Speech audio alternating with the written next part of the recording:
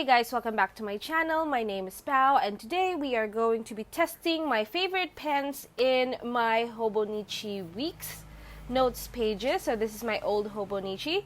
So if you'd like to find out what kind of pens I prefer to use in my Hobonichi Tombow River paper, and if you are interested in knowing how much they ghost, none of them bleeds. Spoiler alert, none of them would bleed. So go ahead and stay tuned to the next part of this video. Let's get started.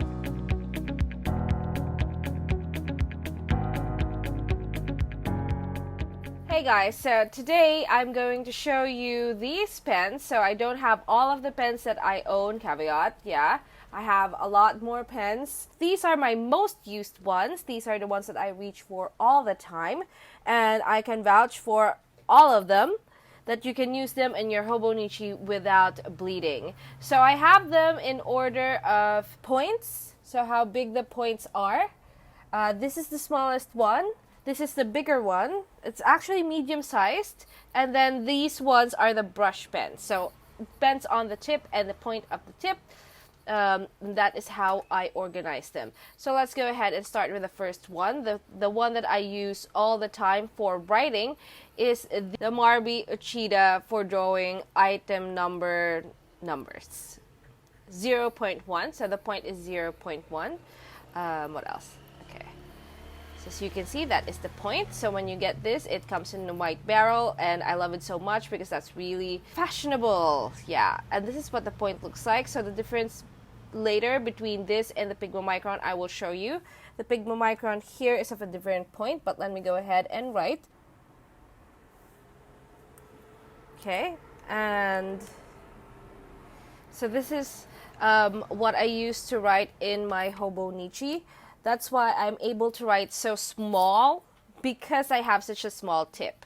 Even though this is very small, 0.1, it's actually really dark and you can clearly see it. It's not too thin, unlike some of the Coletto or Pilot G-Tech that are really, really thin. Next, we have the Pigma Micron 02. So it comes in this barrel. So I haven't removed this sticker bit from the shop. Oh, and usually, if you're new to felt tip pens from Japan, the points are usually at the top, so at the cap. Always replace the cap when you're finished. So once again, this is Pigma Micron 02 in black. This comes in different colors as well if you would like. As you can see already, so this is the Sakura Pigma Micron 02. And you can see already that this one is thicker than the first one that we used.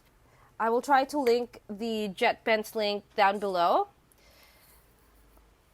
And next we have, so we are now moving on to the way thicker ones. And it's really hard to see this because it's like foiled, chrome, shiny writing. But it's the Zig Cartoonist Mangaka 05. This is my current absolute love at the moment. I love this so much. I use this all the time, except when I am writing in the Hobonichi Weeks pages. I would use this because it is thinner, but otherwise all my planners would be written on using this.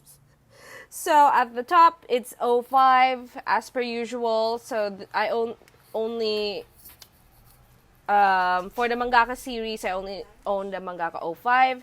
And then so the tip looks like this. Oh, I forgot to compare the Pigma Micron and the Uchida, but I'll do that in a bit. So this is the Zig Mangaka.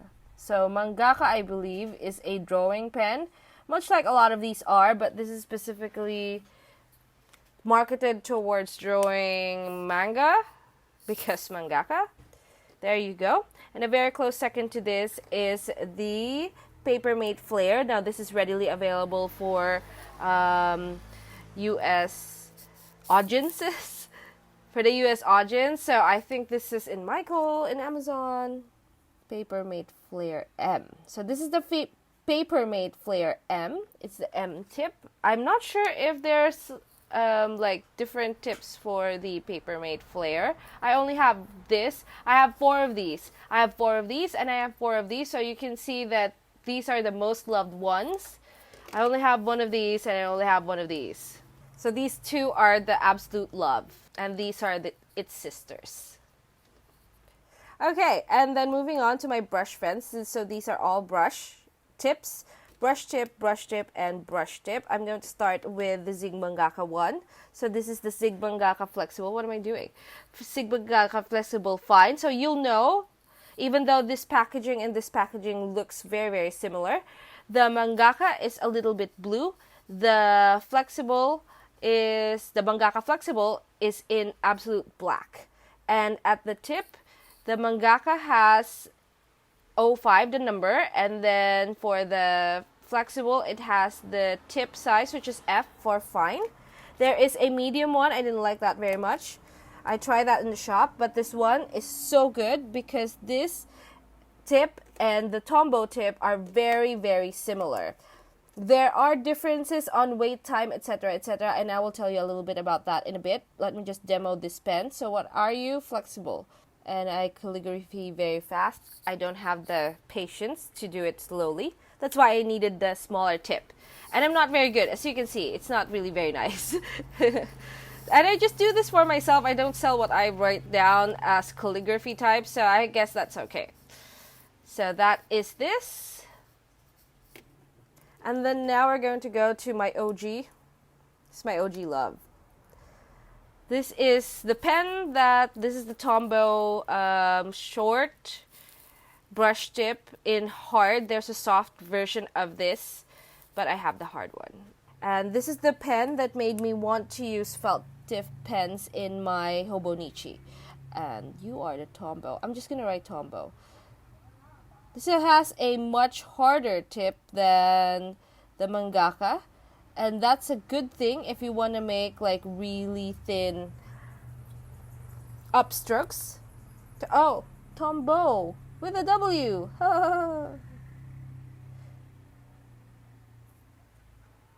So it's very easy to control. That's why the upstroke that you can make is really, really thin. And if you're not very good with calligraphy, such as myself, you're still starting, this is a really good starter pen. And maybe in a year, it'd be decent on me. I mean, I'd be calligraphying better. What? And then the last pen we're going to talk about is the Touch. This is from Pentel. Everything else is in Japanese, so I'll just link it down below. And this one is the Touch. This is also a felt tip, as I've said. And then the tip of this is very, very similar to the Mangaka Flexible. It's not as hard, but at the same time, upstrokes are very thin as well. It's not as hard to control as this one, the Mangaka Flexible. This actually has the best tip that I would recommend, except that I can't find the black version of this anywhere. Otherwise, I'd buy 10 of them so I won't run out. Ask for it. It shouldn't cost a lot. Alright, so these are all the pens that we have used. So we are going to first see let's see the tip comparison first between the Marvy Uchida and the Micron. So the Uchida has a longer tip. It is not bigger, but it is longer. And the sides of it are rounder versus the Micron that is like squarish.